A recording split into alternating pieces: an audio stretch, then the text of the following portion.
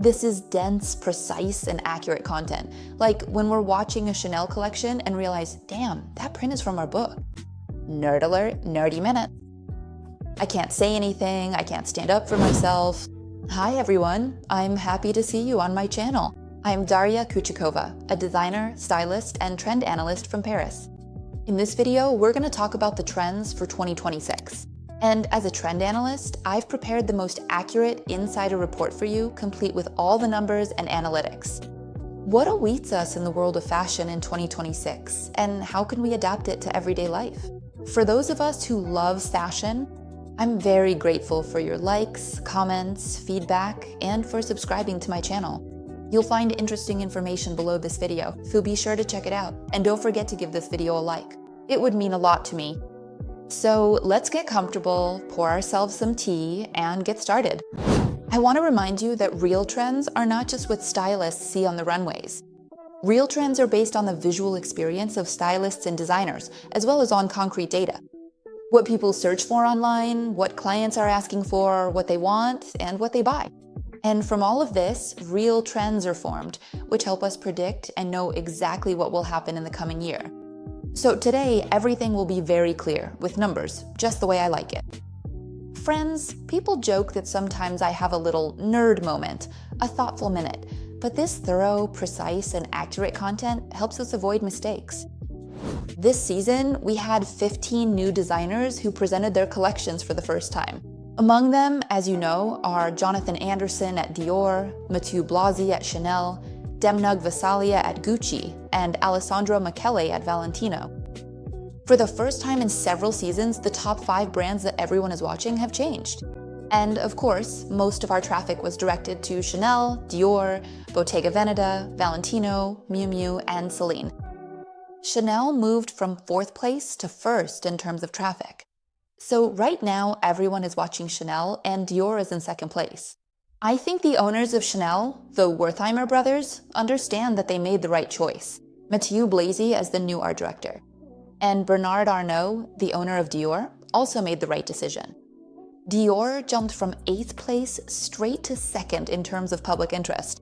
Thanks to Mathieu Blasi, interest in Chanel has grown by 70%, which means it's very important to carefully examine the entire collection, because Chanel is now setting new codes for what awaits us in the coming seasons and next year. How does love for certain things develop? It's what we like. Most likely, that's it. We've seen this item enough times, and the more we see it, the more we like it. The same applies to the DNA of a personal brand. For people to associate you with something and remember you, they need to see you enough times. For example, during consultations, I always say that we are building the DNA of your brand. You should be associated with something. If you aren't associated with anything, then most likely, for people who don't know you, you simply won't be remembered. That's why now Virginie Viard is building a new DNA for the Chanel brand. And here's what it consists of. The first major trend is low-rise waists, and currently, 36% of the silhouettes feature low-rise looks. Coco Chanel herself also used low waist in her silhouettes, so this isn't something Virginie Viard introduced. She found it in the archives and reinterpreted it in a modern way. And of course, as I already mentioned, we have a very big trend for asymmetry. Check out the first part about trends. Trends in Eastern aesthetics and the Mandarin jacket. Asymmetrical oversized shirts and asymmetrical skirts. We haven't seen this at Chanel before, but they need to update their target audience and make it younger. The next trend in Chanel brand code is fringe, skirts with fringe. We talked about this. In the first part of the video, I discussed it in detail. The trend for fringe, what kinds there are, how to wear it, how to adapt it. And even in the video description, we have a selection, so I recommend checking it out. The next trend is printed skirts, which is very interesting, because before, as someone who worked with prints, Chanel always raised a lot of questions for me. Where do these childish, infantile prints come from? Now the prints have become more feminine, thoughtful, and mature. They're no longer so childish. They actually look stylish and interesting. We had this funny situation where French brands and fashion houses, I'll let you in on a secret, work from archival books. And at work, we had a huge number of archival books with prints, dating from the 12th to the 20th century.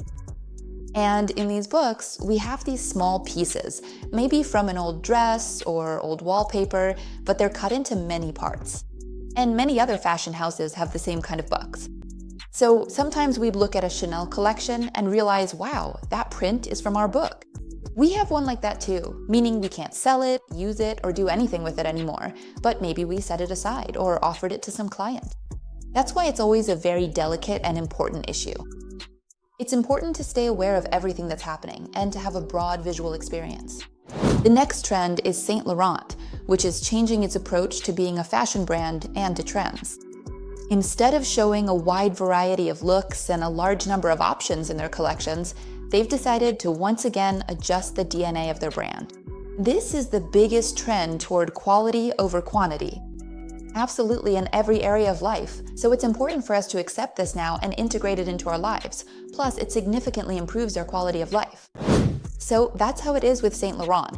Now, instead of offering a large number of options, they focused on the fashion house's archives, reinterpreted them for 2026 to 2027, and created an incredibly beautiful palette of natural, earthy tones.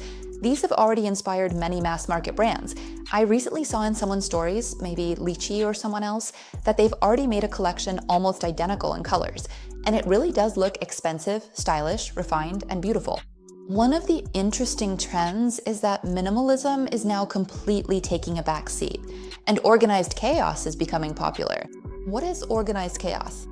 If you go into a Saint Laurent boutique, I highly recommend you do, you'll see that before there used to be shoes on the shelves, with lots of space around them, beautiful marble. And we all thought, wow, that's so beautiful. They could afford to dedicate so much space to a single pair of shoes. Just incredible. Now, organized chaos is coming into fashion. This means that looks will be more vibrant, there will be more accessories, and the kitsch trend will be more prominent. But to create organized chaos, we need to have a trained eye, knowledge of art history, an understanding of cultural codes, and know the rules of harmony to bring it all together. In other words, individuality, and once again, individuality comes to the forefront. If you don't know what suits you, what your archetypes are, what roles you play, and which accessories are truly yours and not just trendy items from social media, it will be hard to stay on trend and remain relevant. I have an entire course called FAM on this topic, or you can book a consultation with me where I can help you create your own style DNA. And Saint Laurent demonstrates this very vividly. And now conceptual fashion is coming into style. This isn't about a basic wardrobe, not just about what suits everyone. Universality is simply a no-go, it's forbidden. Right now, individuality is in fashion. That's why designers like Alaïa, Maison Margiela, Courreges, and Jean Paul Gaultier are in style now. All those people who create unusual looks, if you take a closer look, open social media, or even check out any mass market store, you'll see that there are a lot of them now. There are so many looks and items where designers are really thinking about the cut, and that's the biggest trend right now, starting to understand this. Bows. Just look at the abundance of bows. There are 1,400% more bows this season than ever before. That means there's huge demand for them. Plus, Jonathan Anderson added bows to the looks in the new Lady Dior bag collection for Dior, and it's precisely because of this that their popularity is growing. But again, here's a kind reminder. Bows don't suit everyone. For example, let's take myself as an example. My look, I want to be organized, stylish, feminine, sexy, peppy, and so on. And for me, bows shouldn't veer into infantilism because with my cute face, my type, and my archetypes, it would send a certain signal to the world around me, and to me as well. To my character, to my mood, it would say, oh, she's like that, can't say anything, can't stand up for herself. That's why we only use those trends. Even if it's a super popular trend, if it doesn't resonate with you, if it doesn't fit into your wardrobe, you absolutely don't need it. Just don't use it. And fringe. Feathers, fur, bows, fringe.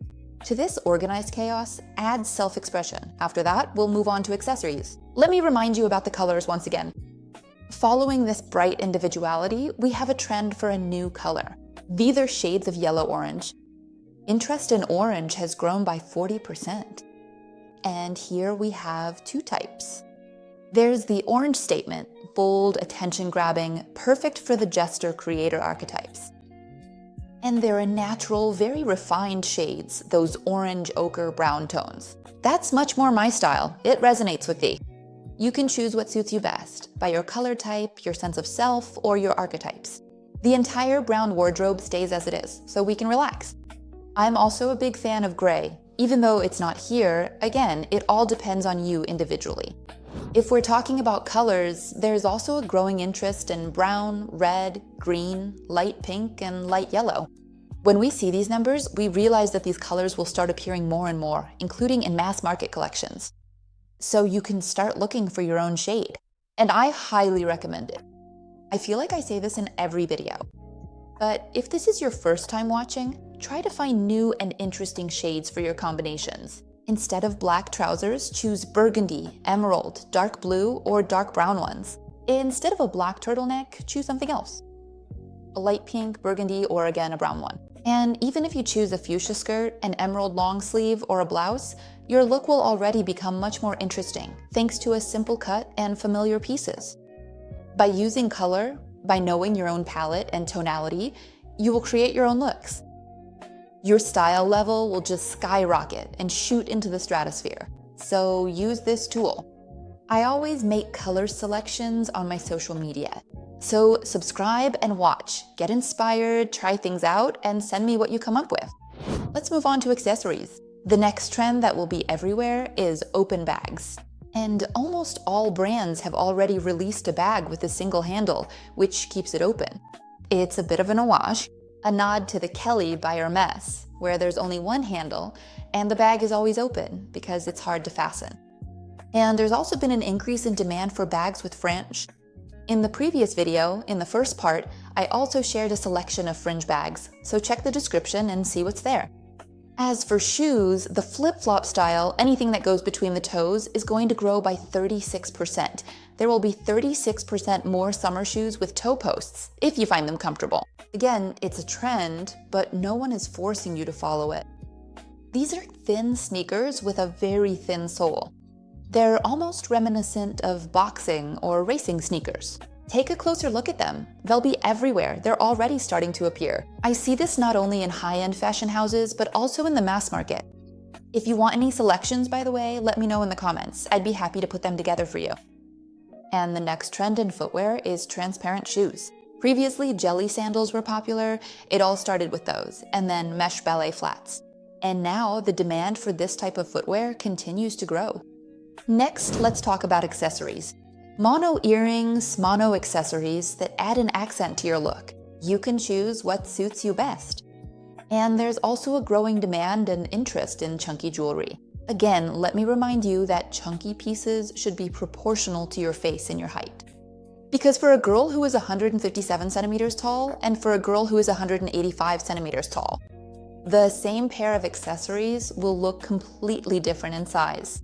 This also applies to bags, necklaces, and everything else. So be attentive and choose what suits you best.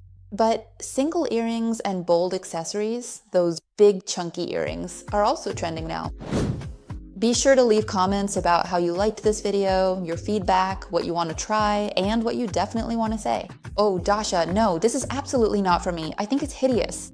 That's always interesting too, because I have friends who say, oh no, I won't be fashionable. I won't wear that. And then a year later, they're fully dressed in that style. It's funny how that happens.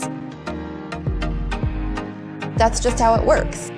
So leave your comments and feedback, subscribe to the channel, and give it a like. It really means a lot to me. Thank you so much for watching, and see you in the next video. Bye-bye.